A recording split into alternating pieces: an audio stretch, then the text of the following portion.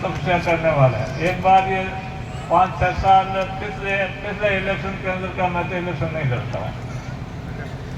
मैं भाई जी ने मैंने कहा ऐसा भला आदमी यदि सरकार किसी की बने या नहीं बने फिर भी किसान लोगों के लिए कोई जगह है अपने पैर पगड़ियाँ खोलने, तो हेमाराम जी के मनो चाहे जयपुर के दरवाजे हो चाहे बाड़मेर के दरवाजे हो, वहाँ पर मनो होता है। ये हम इसलिए कि मैं 1975 में MLA था और हेमाराम जी हमारे साथ 1980 के अंदर आ गए थे।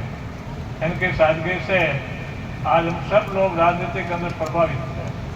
तो मैं ऐसे मौके पर हेमाराम जी का भी स्वागत करना चाहूँगा और साथ ही मैं स्वर्गीय आत्मा रमेश जी को भावांजलि श्रद्धांजलि अर्पित करता हूँ कि उनकी आत्मा भगवान हमेशा अपने चरणार्थ के अंदर रखे।